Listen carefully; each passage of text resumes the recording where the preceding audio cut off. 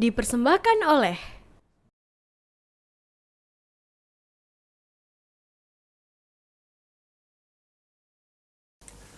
Bismillahirrahmanirrahim. Assalamualaikum warahmatullahi wabarakatuh. Alhamdulillah pemirsa TVmu dimanapun Anda berada, semoga senantiasa dalam limpahan kesehatan, keberkahan dan rahmat Allah Ta'ala. Dan tentunya sembari kita berdoa, Allah senantiasa memberikan kemudahan dan kelancaran dalam segala aktivitas kita. Dan senang sekali saya Syamwarsya kembali hadir menyapa Anda dalam program Resep Ilahi. Ikhtiar meraih sehat walafiat, sehat fisik, sehat psikologis, sehat sosial, sehat spiritual. Seperti biasa telah hadir bersama kita Dr. Sukiman Nusli yang akan berbagi resep ilahi berkaitan dengan berbagai catatan dan persoalan dalam keseharian kita, khususnya bicara tentang kesehatan kali ini. Dan kali ini kita akan berbicara tentang mengobati penyakit infeksi saat berpuasa. Bagaimana dok kita bicara soal penyakit infeksi dok di saat berpuasa? Artinya kita melihat puasa menjadi salah satu alternatif pengobatan dalam penyakit infeksi. Dan ini bisa langsung kita simak penjelasan dari Dr. Sukiman Nusli. Silakan dok. Terima kasih Ihsan, pemirsa TVmu yang kami hormati. Saat ini kita akan membahas perihal penyakit infeksi. Penyakit infeksi adalah penyakit yang paling banyak disandang umat manusia. Beragam tipe penyakit itu, beragam penyebab, beragam organ yang diserangnya, dan juga beragam akibat yang ditimbulkannya. Ya. Penyakit infeksi adalah penyakit yang disebabkan oleh invasi mikroorganisme atau mikroba. Ya, sehingga organ tubuh rusak dan atau fungsinya terganggu yang akan menimbulkan berbagai keluhan dan penurunan kemampuan fisik tubuh. Itu penyakit infeksi. Nah, penyebabnya mikroorganisme. Mikro artinya kecil. Organisme artinya makhluk hidup. Iya, jadi makhluk hidup paling kecil, tidak bisa dipandang dengan mata Ihsan. Dia harus dibesarkan beribu-ribu kali baru nampak dengan mata, dan itu pun ya segede semut gitu. Kecil banget ya. Nah, mikroorganisme itu beragam-ragam. Menurut ilmuwan mikrobiologi ada 4 golongan besar mikrobiologi itu. 4 golongan besar. 4 golongan besar. Yang pertama yang paling halus itu virus. Virus itu paling kecil dan dia hidupnya menggantung ke habitatnya dia. Habitat artinya tempat hidupnya. Kalau dia tidak bisa dapat makanan dari habitat itu dia langsung mati itu. Itu virus ya. Yang kedua bakteri. Nah, bakteri ini lebih besar, ada yang bulat-bulat kecil, ada yang panjang-panjang. Disebut seperti batang. Bentuknya macam-macam. Iya, macam-macam bentuknya. Selanjutnya jamur. Nah, jamur ini muncul pada orang yang imunitasnya lebih rendah. Kalau imunitas orang bagus, jamur itu tidak berkembang. Kalau di kulit, jamur itu kulitnya yang tidak terawat. Muncul jamur. Yang keempat itu namanya parasit atau protozoa. Nah, ini lebih besar dan seperti contohnya gampang banget itu. Ada 2 yang sangat banyak negara kita, malaria dan amuba. Ya, amuba histolitika yang menyebabkan diare. Nah, itulah makhluk-makhluk Allah yang paling kecil yang akrab dengan kehidupan umat manusia. Nah, apa sifat mikroorganisme? Perlu juga kita simak nih San. Ya. Ada sifatnya itu namanya infeksius. Infeksius artinya mudah menimbulkan infeksi pada orang. Nah, lawannya komensal. Komensal itu artinya hidup bersama dengan manusia. Jadi di usus kita tuh Ihsan banyak tuh mikroba atau mikroorganisme itu yang hidup damai dengan tubuh kita. Banyak banget itu. Ya, itu sifat-sifatnya. Sifat yang lainnya adalah patogen namanya. Patogen itu merusak. Merusak organ tubuh kita. Selanjutnya ada namanya zoonosis. Itu artinya tempat hidupnya di hewan. Tapi dia bisa pindah dari hewan ke manusia. Ke manusia. Contohnya yang kemarin COVID-19. Contohnya itu. Sifat yang lain yang kita singgung adalah menular. Berpindah dari orang ke orang. Cara menular juga beda. Nah, yang perlu kita simak adalah cara menginfeksi manusia itu sesuai dengan sifat alaminya. Jadi kalau dalam agama kita namanya sifat sunatullah itu, ketetapan Allah ya. Ya kalau influenza dia hanya ke hidung masuknya, tidak bisa dia masuk ke mulut. Kolera misalkan masuknya ke mulut melalui makanan mengenangkan usus. Nah, itu sifat-sifat alaminya, demikian ciptaan Allah kayaknya ya. Betul. Nah, sedikit Iksan yang perlu kita sedikit tentang penularan ya. Karena orang yang takut ini. Betul. Yang menular ini dalam kehidupan bermasyarakat ini menular gimana? Metode penularan beragam-ragam. Betul. Ada yang kontak langsung, itu seperti penyakit kelamin, penyakit jamur, kontak langsung. Ada melalui makanan minuman. Nah, itu berarti ini higienitas yang kurang. Ada melalui udara. Nah, ini corona, influenza, droplet betul. Atau partikel. Ada melalui perantara serangga seperti demam berdarah, malaria, rabies melalui anjing gila. Nah, itu melalui perantara. Itulah metode penularannya. Nah, sampai sekarang ilmuwan bagi-bagi berdasarkan tipe penularan ini dan jenis penularannya dan intensitas penularannya, ada istilah-istilah itu. Isan sudah tahu kan sekarang pandemi. Betul. Itu menular cepat dalam waktu pendek mengenai banyak negara. Ada lagi epidemik. Menular cepat dalam waktu pendek mengenai banyak daerah. Jadi lebih kecil skopnya. Lebih kecil. Ya. Ada lagi endemik. Dalam satu daerah tetap ada, tidak pernah habis. Oke, itu udah jadi endemik ya. Jadi kemarin ini ada para pemimpin bangsa kita, kalau bisa pandemi menjadi endemi. Ya. Harusnya tidak itu. Pandemi harus habis virusnya setelah itu. Betul, ya. Jadi kan ada persiapan menuju endemi bahasanya. Karena melihat endemi ini jauh lebih ini apa? Ya namanya mengenai banyak negara, bisa seluruh dunia. Itu corona sekarang. Yang pandemi itu dari dulu banyak, Ihsan. Yang pertama sekali dulu namanya smallpox, penyakit cacar yang bopeng-bopeng itu seluruh dunia. Kemudian virus influenza itu terkenal influenza Spanyol. Ya, flu Spanyol itu. Iya mengenai semua negara. Itu ada kolera, yang diare, muntaber. Itu negara kita kena itu. Oh, kena itu semua. Itu contoh-contohnya. Itu pandemi ya. Baik dok, kita akan bicara tentu lebih jauh untuk bicara soal penyakit infeksi ini dok. Saja berikut karena juga kita sudah mengulas itu macam-macam infeksi dan juga tadi mikroorganisme penyebab infeksi. Iya, kita kan Ihsan, kita tinjau dulu ilmunya, apa sih penyakit infeksi? Betul. Ya. Baik, kita akan lanjutkan saja berikut dan pemirsa tetap bersama kami dalam Resep Ilahi. Pemirsa, terima kasih Anda masih bersama kami dalam Resep Ilahi, ikhtiar meraih sehat walafiat, sehat fisik, sehat psikologis, sehat sosial, sehat spiritual. Dengan tema kita mengobati penyakit infeksi saat berpuasa. Tadi kita sudah mengenal dok mikroorganisme apa saja tadi yang berkaitan dengan penyakit infeksi. Nah kali ini bicara tentang tipe-tipe penyakit infeksi ini seperti apa sih dok? Jenis-jenis penyakitnya ya. Jenis penyakit dok. Itu yang penting karena masyarakat kita yang kenal itu. Mungkin kadang-kadang namanya berubah. Betul. Namanya berubah. Kita populer ya mendengar bangsa kita ya, ada penyakit masuk angin, panas dalam, angin duduk. Tapi itu tidak dikenal dalam kedokteran. Nah, padahal yang panas dalam itu ada penyakit infeksi. Oh iya dok. Ada. Yang masuk angin itu ada penyakit infeksi. Kalau kita survei gitu loh, ya pendapat masyarakat kita itu. Nah, Ihsan bertanya contoh-contoh penyakit infeksi ya yang melanda kehidupan umat ya. Pertama yang penyebabnya virus dulu San. Nah itu yang sangat terkenal itu yang paling mudah diingat tuh influenza. Nah influenza ciri khasnya flu. Ya, kumpulan gejalanya disebut flu syndrome. Kumpulan gejala flu. Jadi orang meriang, panas dingin, pilek, ingusan, kemudian batuk, sakit menelan. Nah itu flu. Nah flu itu macam-macam San.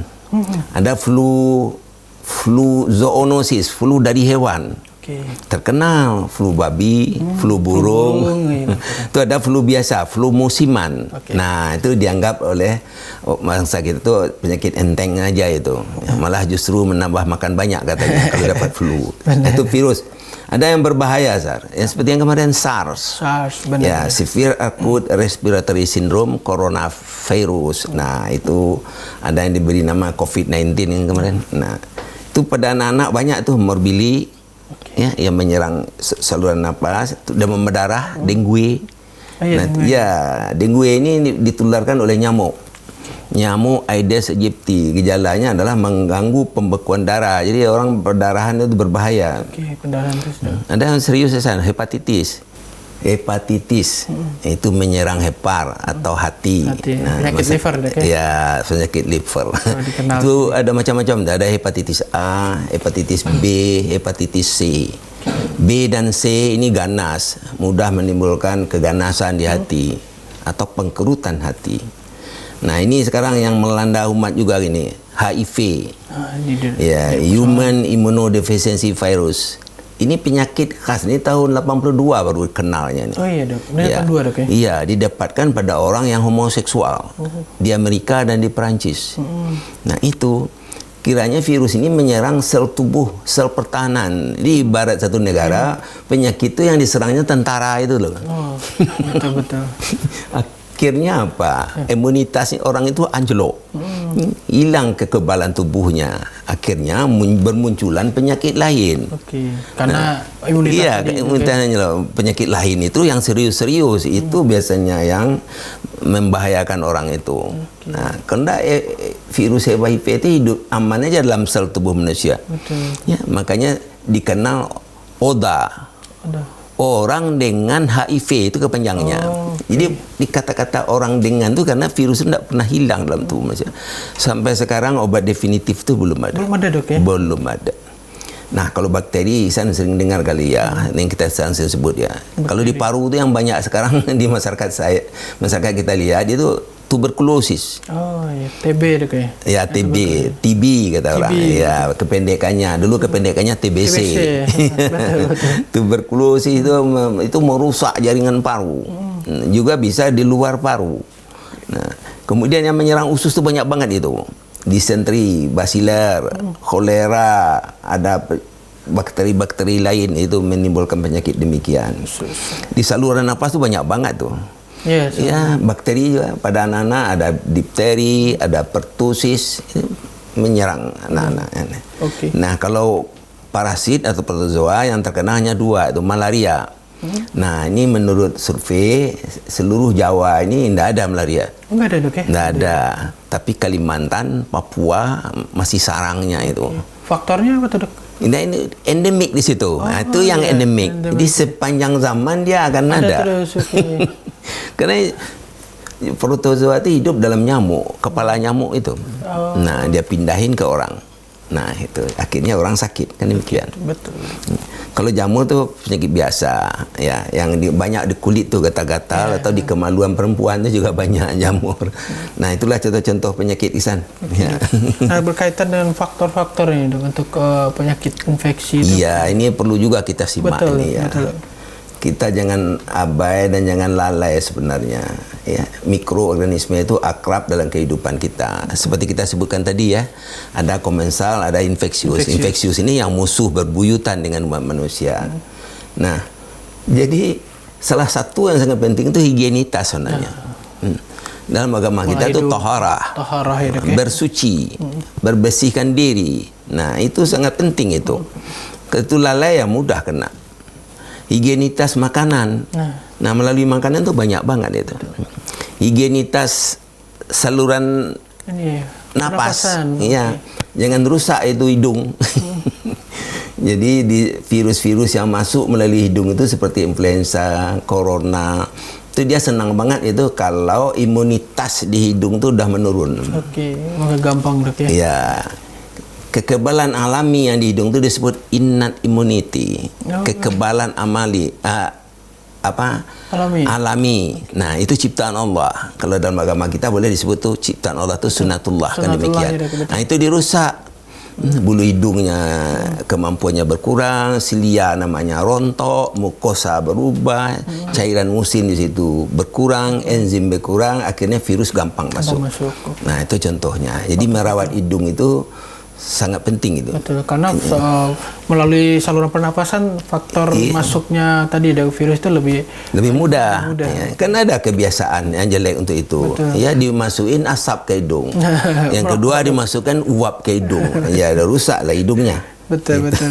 Artinya kalau kita dalam konteks ke Islam udah jelas deh ya, ada konsep taharah dan juga konsep konsumsi makanan yang halal. Nah itu menjaga imunitas, kekebalan tubuh itu harus dijaga. Kalau tidak mudah banget terinfeksi. Baik, kita akan tentu akan dalami lagi dok ya. Kaitannya dengan resep ilahi tentunya.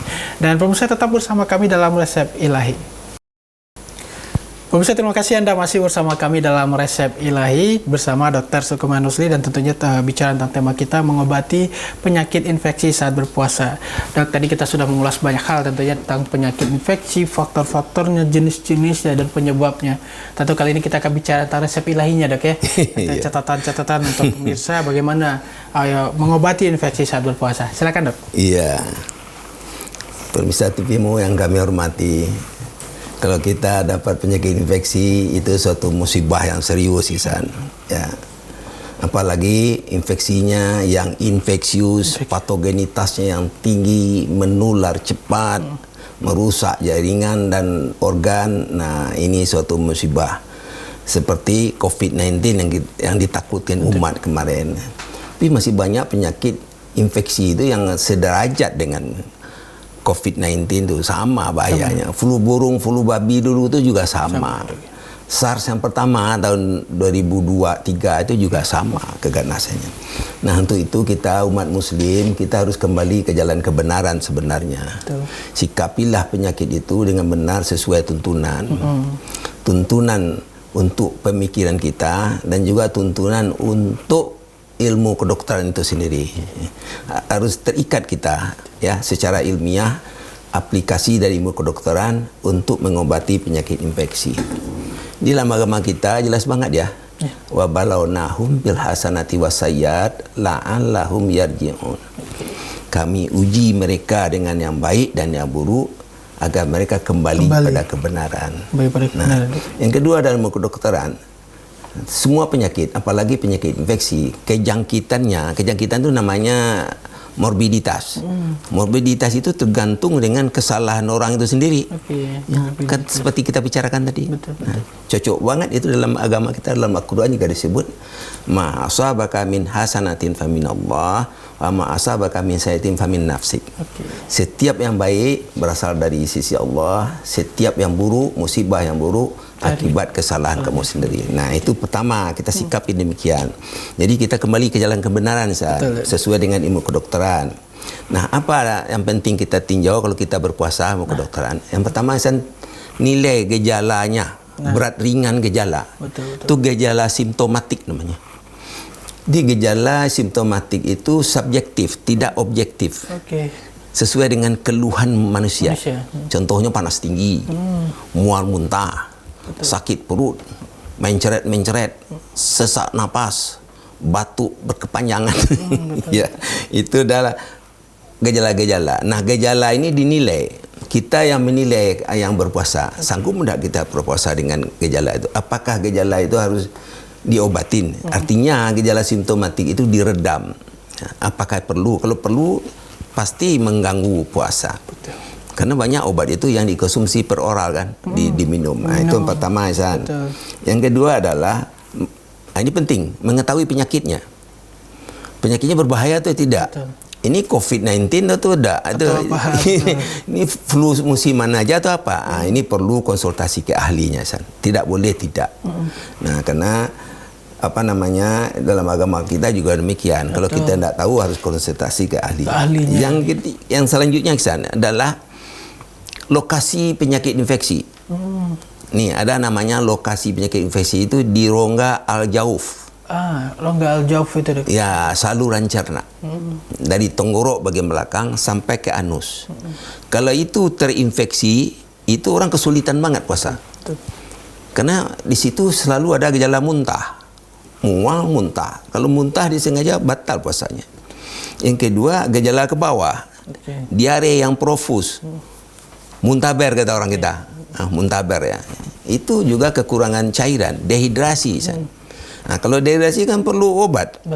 Obatnya air. Air steril kalau di sini. Nah, air steril itu di samping bisa per oral diminum, tapi yang banyak itu ke pembuluh darah. Oh, melalui infus itu. Nah, infus istilahnya. Itu cairan tuh Ihsan ada dua macam. Satu koloid itu lebih kental, viskositas lebih tinggi, itu mencegah shock. Oke. Ya. Yang kedua sesuai dengan viskositasnya plasma darah kita. Viskositas apa? Kekentalan. Oke. Nah, itu namanya cairan kristaloid. Nah, itu yang diimpuskan. Nah, yang diminum itu namanya dalam kedokteran aqua, air. Nah, itu jadi sakit atau tidak sakit orang ya tetap air itu perlu ya. Betul. Gizi halalan yang terpenting. Nah, yang selanjutnya di samping air itu asupan makanan. Ya, gizi halalan thayyiban. Nah, itu dia. Kadang-kadang orang Ihsan ya sakit sedikit dia udah mikirkan pantang. Sebenarnya itu salah. Iya, itu. Tidak boleh itu.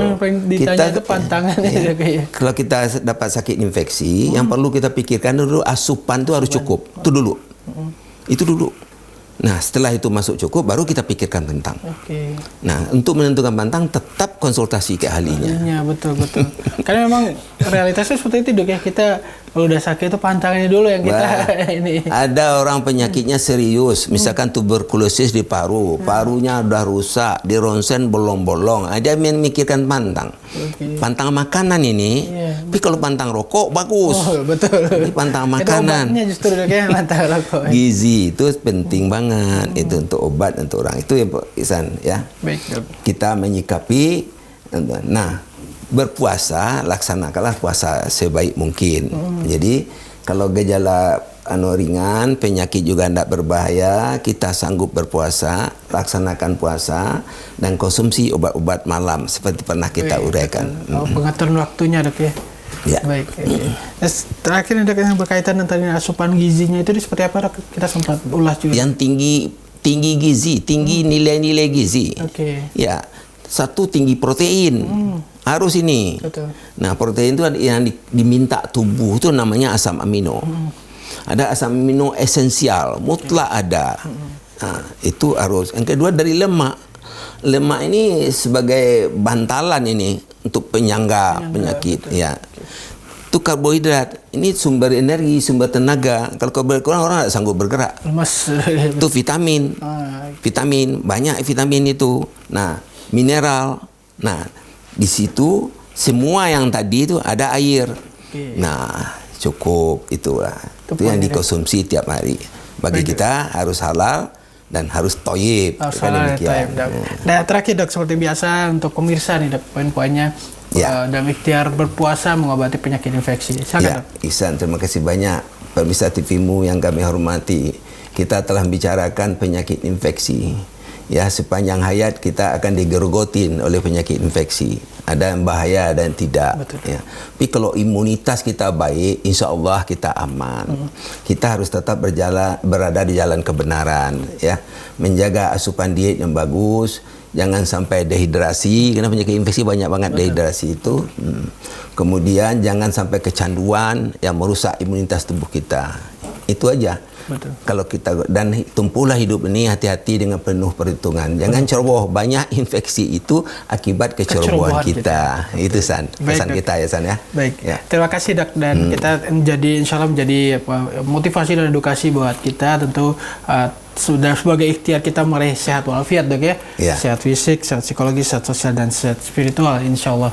Kembali ke jalannya, ke jalan kebenaran insya Allah. Baik Dok, terima kasih atas pemaparan poin-poin yang disampaikan dalam resep ilahi kali ini. Dan pemirsa, demikianlah diskusi kita dalam resep ilahi kali ini dengan tema mengobati penyakit infeksi saat berpuasa. Dan akhir kata saya Isa Marsha bersama Dr. Sulaiman Rusli dan segenap kru yang bertugas undur diri. Terus saksikan resep ilahi, ikhtiar meraih sehat walafiat, sehat fisik, sehat psikologis, sehat sosial, sehat spiritual. Bila fisabilillah fastabiqul khairat, nasrul minallah wa fathu qarib. Assalamualaikum warahmatullahi wabarakatuh. Waalaikumsalam warahmatullahi wabarakatuh.